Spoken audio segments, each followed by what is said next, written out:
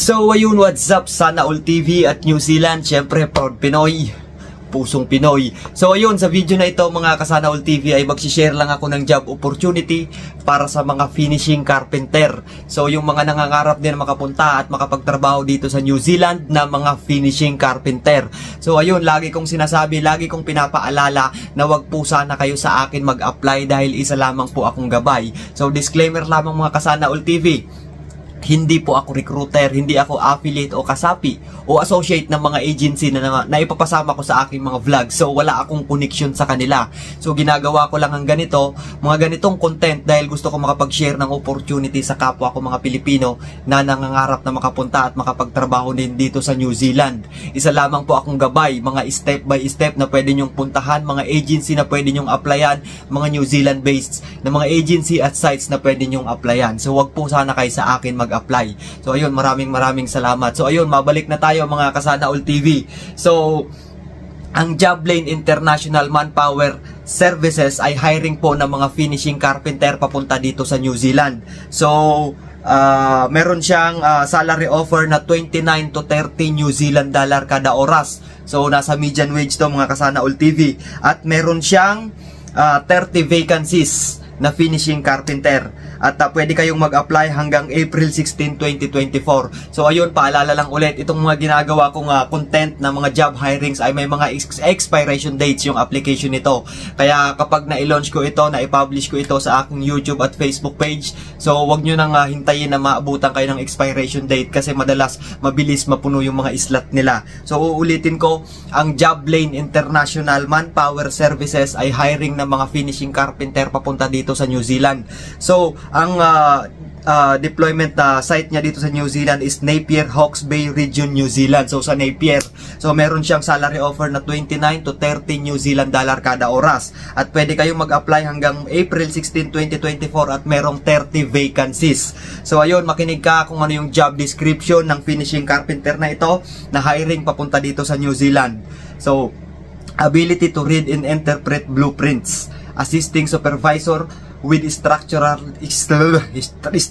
design, planning, layout, and installation. Ba't nabubulol ako? So, conduct repair, work and installation of doors, windows, drywall, cabinets, stairs, and other fixtures as required. Ability to assess the quality of woodwork and materials. Ability to operate tools, machines, and other equipment. Compliance with local building codes and health and safety regulation. Provide excellent customer service. Ability to stand and prolonged periods. Climb and pull and lift heavy objects. So yan yung job details mga kasana All TV or job description. So ano yung qualification para sa finishing carpenter papunta dito sa New Zealand? So ito, makinig ka. Ang qualification is a minimum of 3 years working experience is required. So lagi kong sinasabi na kung pangarap mo mag New Zealand, dapat meron kang at least 3 to 5 years verifiable work experience sa field or sa skills sa field na sa field or skills na a-applyan mo papunta dito sa New Zealand. Ano ba nasa isip ko? Bakit lutang na lutang ako nagbablog? So ayun, tuloy na tayo sa kanyang qualification. So ulitin ko, 3 years verifiable work experience. So candidates must be at least high school graduate. So ayun, lagi kong sinasabi na hindi mahalaga rito kung ikaw ay elementary graduate, high school graduate, o nakapagtapos ka man ng college or may mga vocational ka. As long as pasok yung skills mo, yung dun sa mga qualifications ng mga employer, so pasok na pasok yan mga kasana All TV.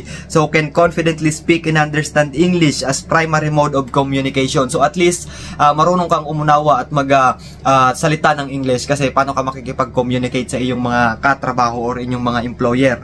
So ayun, experience in reading and understanding blueprints and drawings, experience in using power tools used in carpentry, responsible for layout, installation, repairing, finishing, and maintaining various structures, fixtures, and buildings.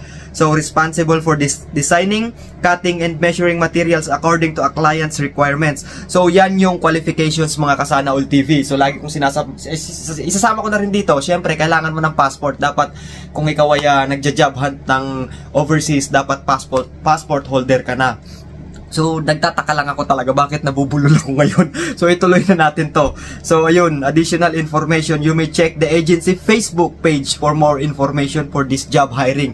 So, ayun, pwede nyo bisitahin ang Facebook page ng Joblane International. So, i-search nyo lamang ang Joblane International Manpower Services. So, makikita nyo na meron silang 165,000 likes at 198,000 followers. So, ayun yung kanilang Facebook page, mga Kasana All TV. So, interested applicants are encouraged to report personally in the office from Monday to Friday 8 a.m. to 12 noon and bring your updated resume with detailed job description. So ayun, pwede pala kayo mag-walk-in dito sa Joblane International Manpower Services. So ayun, abangan mo kung ano yung address ng agency na ito. So tatapusin lang natin tong additional information nila. All applicants should have valid passport. Applicants without passport will not be entertained. So ayun, like kung sinasabi sa mga job hunters dyan, dapat meron na kayong passport, ready na kasi talagang kung bumbaga sa gegera kayo, wala kayong bala, di ba? Wala kayong baril. So dapat passport holder na kayo. So ang employer niya dito sa New Zealand is All Trade Labor Hire Limited. So principal employer address New Zealand.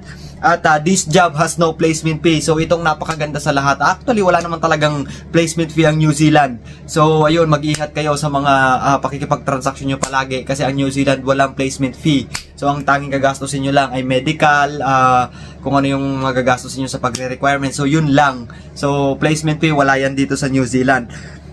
So ayun, ang Joblane International Manpower Services ay matatagpuan siya sa 6th floor BDO Building 707 TM Calao Corner, Churuca Street, Ermita, Metro Manila, Philippines. So nasa Metro Manila to, nasa Ermita, mga Kasana All TV ang address niya. Kaya sa mga finishing carpenter dyan na malapit lang sa NCR, malapit lang sa area ng agency, ay suggest na mag-walk-in kayo para ma-explain sa inyo details by details yung job na a-applyan nyo tungkol sa job hirings na ito bilang isang finishing carpenter papunta dito sa New Zealand. So ayun, pwede nyo ring bisitahin yung kanilang Facebook page. Uulitin ko, ang Facebook page nila ay Joblane International Manpower Services. So meron silang 165,000 likes at 198,000 followers sa kanilang Facebook page. So ang email address ng Joblane International na gusto nyong submitan ng inyong mga email or CV, kung kayo ay malayo sa NCR, pwede kayong mag-submit sa kanila ng inyong application bilang isang finishing carpenter papunta dito sa New Zealand. Updated resume dapat.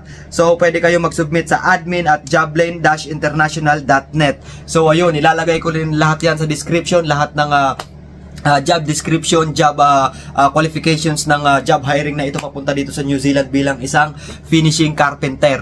So ayun, uulitin ko, mag-ingat kayo sa pakikipagtransaksyon. So makipag-transaction lang kayo sa mga lehitimong agency, mga rehistrado ng POEA. So itong Joblane, mga Kasana All TV, rehistrado po ito ng POEA. May kakayahan po ito na mag-deploy or magpadala ng mga workers sa iba't ibang panig ng mundo. So ayun lamang. So good luck sa lahat ng finishing carpenters dyan.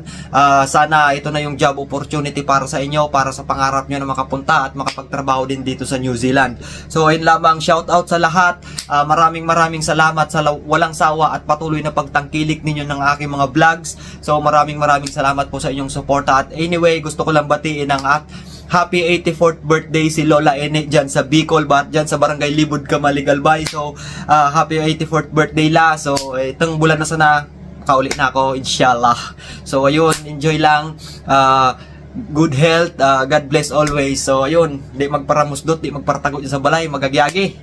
So ayun, shout out syempre, special shout out din syempre sa mag-ina ko, kay Mrs. Noblesa at kay Baby Andeng, sa mama at papa ko. So ayun, si papa ko na palaging nakaantabay sa cellphone, sa mga kapatid ko dyan na palaging nakasuporta sa aking mga vlog. So maraming salamat sa inyo. At syempre sa mga kamag-anak ko, special mention din kay Tita Bing na laging nakatutok din, at kay Tito Rico Tidis. So shout out sa iyo dyan, Tito. So ayun lamang.